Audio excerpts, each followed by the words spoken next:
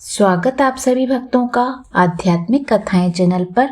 हमारे यहाँ आप प्रतिदिन माघ माह के अध्याय सुन रहे हैं। 27 अध्याय आप सुन चुके हैं। आज सुनेंगे आप 28वां अध्याय।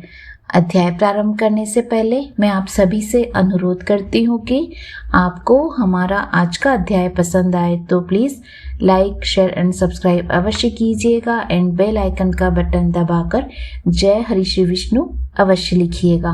भगवान श्री हरि विष्णु की कृपा सदैव आपके परिवार पर बनी रहे।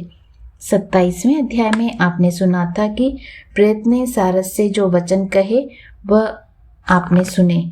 27वें अध्याय में ही आपने यह भी जाना था कि ब्राह्मण के बाग में बिना आज्ञा से केले चुराकर खाने से उसे वानर बनना पड़ा। क्यों ब्राह्मण होने के बाद भी उसे सारस का जन्म लेना पड़ा। तो चलिए 28वें अध्याय की ओर और भगवान की भक्ति में लीन हो जाइए। सारस ने कहा, हे वानर, तेरा प्रश्न न्याय संगत है। जिस कर्म के कारण मुझे यह कष्टदायी पक्षी की योनि प्राप्त हुई है उस रहस्य को सुन। पूर्व जन्म में तूने सूर्य ग्रहण के समय सोखारी अन्नदान किया और नर्मदा के तट पर बसे ब्राह्मणों को देने के लिए मुझसे कहा था। मैंने उसमें से लोभवश बहुत सा अन्न स्वयं रखकर थोड़ा सा अन्न ब्राह्मणों को बांट दिया था। इस प्रकार उन ब्राह्मणों का अन्न हरण करने के कारण मुझे पहले कालसूत्र नरक को भोगना पड़ा था।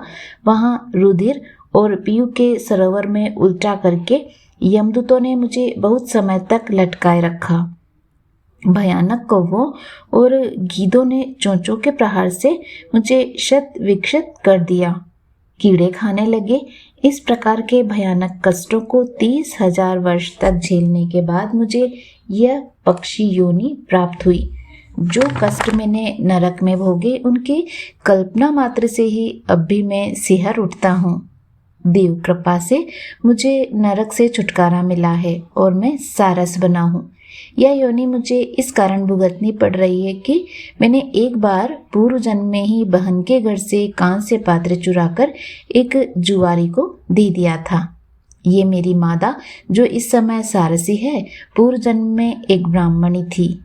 इसने भी कांस्य पात्र की चोरी की थी। इसी कारण इसे सारसी बनना पड़ा। हे वानर, अब तक मैंने तुमको भूतकाल का सारा वृत्तांत कह सुनाया।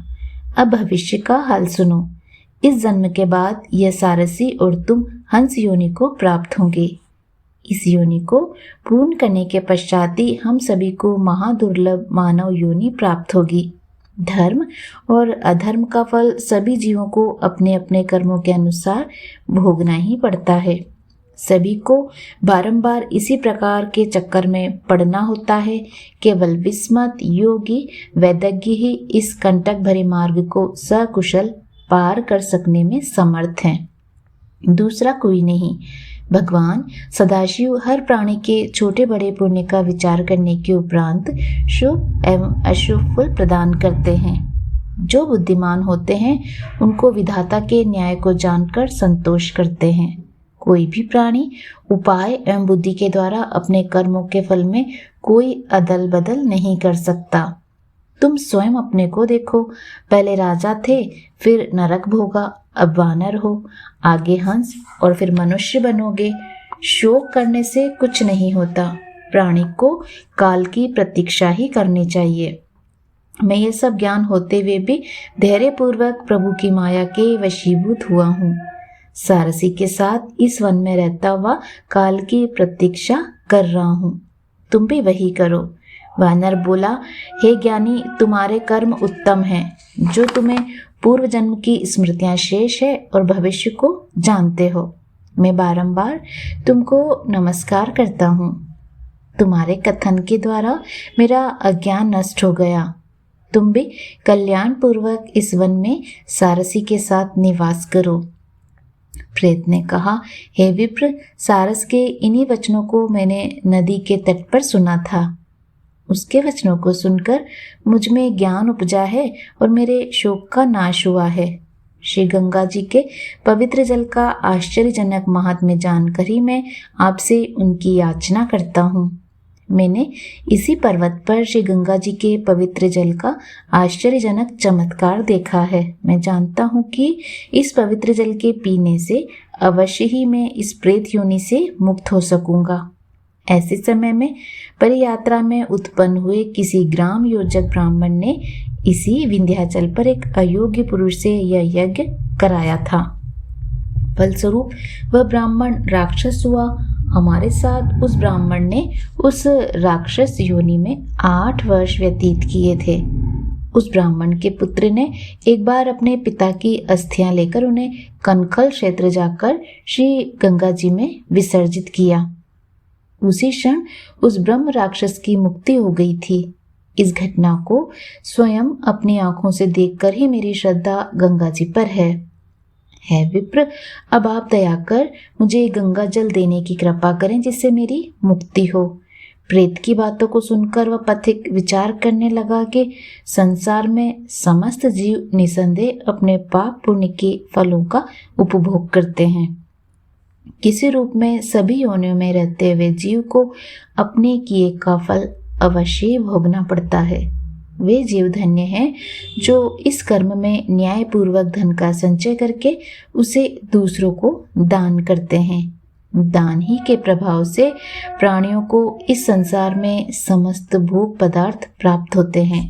प्रेत ने कहा, हे विप्र, मैं गंगा जल के लिए विकल हूँ। आप अधिक देर न करें और शीघ्र ही मुझे गंगा जल का दान दें ताकि मैं प्रेत योनि से मुक्त हो सकूं। तब पथिक बोला, हे प्रेत, भृगु क्षेत्र में मेरे माता पिता रह रहे हैं। मैं उन्हीं के लिए त्रिवेणी के पवित्र जल को लाया था। मार्ग ही में तुम इस जल की याचना कर रहे हो। मैं इस समय इसी धर्म संकट में विचार नहीं कर पा रहा हूँ कि मुझे क्या करना चाहिए, परंतु मैं वेद शास्त्रानुसार यज्ञों का इतना नहीं मानता जितना प्राण रक्षा को मानता हूँ। मैंने विचार किया है कि यह जल तुम्हारी रक्षा के लिए दे दूं और माता पिता के लिए और जल ले आऊंगा। ऋषिजनों का कथन है कि परोपकार से बड़ा कोई धर्म नहीं। इतना कहकर उस ब्राह्मण ने उस प्रेत को त्रिवेणी का जल दे दिया। प्रेत ने श्रद्धापूर्वक जल का पान किया।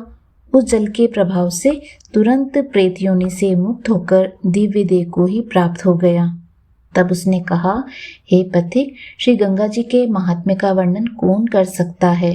शिव ने गंगा की पवित्रता समझ उसे अपने मस्तक पर धारण किया। जो गंगा जल का पान करता है वह मोक्ष को पाता है। गंगा जल के समान कोई नहीं। हे पंथी, भगवान तुम्हारी आयु दीर्घ करे और तुम सदा धर्म में ही तत्पर रहो। हे साधो, तुमने मुझ पर दया करके गंगा का पवित्र जल दान करके उबार दिया है। भगवान सब प्रकार तुम्हारा मंगल करे। इस प्रकार वचन का वह दिव्य देहधारी केरल का ब्राह्मण प्रेत योनि से मुक्त होकर स्वर्ग को चला गया। तब पथिक ब्राह्मण पुनः त्रिवेणी से अपने माता पिता के उपयोग हेतु जल लाने के लिए वापस चल पड़ा। देवदूती से प्रयाग इस पुनीत महात्म्य को सुनकर वह पिशाच माघ स्नान के लिए त्रिवेणी की ओर चल दिया। वह स्नान करके वह द्रविड़ राजा उस पाप योनि से मुक्त हुआ और स्वर्ग को चला गया। उम्मीद है आपको आज का अध्याय भी पसंद आया होगा। आप अध्याय में अंत तक बने रहे उसके लिए मैं आप सभी का धन्यवाद करती हूँ। आप सभी का प्रत्येक दिन शुभ व मंगलमय हो। जय हरि श्री विष्णु। धन्यवाद।